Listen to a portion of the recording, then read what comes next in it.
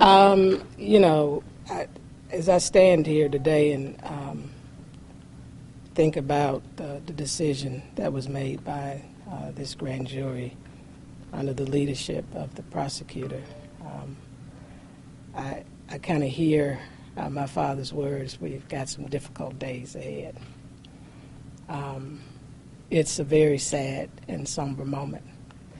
And I think we as a nation have got to figure out how to stop the bleeding. We're in an emergency.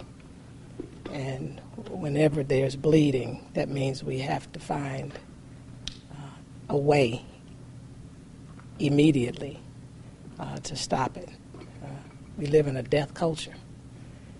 And we here at the King Center always stand ready to continue to educate and train people in my father's philosophy and methodology of nonviolence, because I think ultimately that's what it's going to take. And it's not just about the protesters.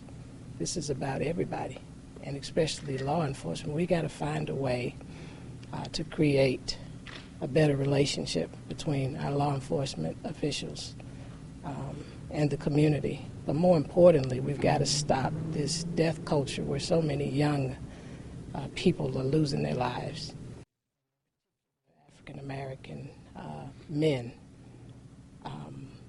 And so for me, this is just one of those moments where I think we need to really do some self-analysis, some sober reflection, and try to strategize and think about what we need to do going forward. There's a lot of legislation work that has to be done.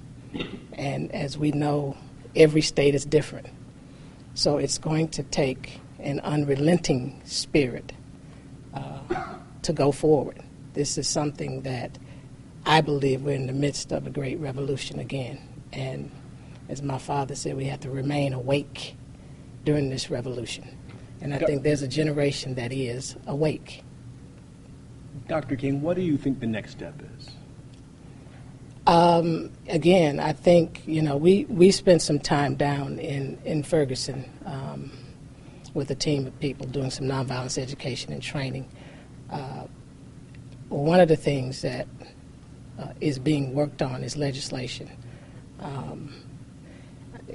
We got to find a way to deal with this deadly force, you know. And so I think it's on the legislative front, first and foremost.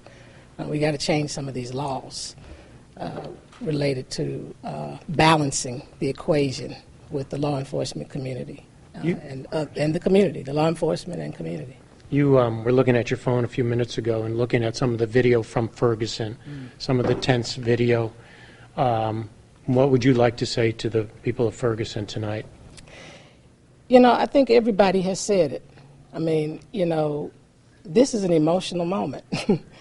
And there's a lot of anger, there's a lot of frustration, and there are years of injustices in our nation that has been kind of pent up inside of people.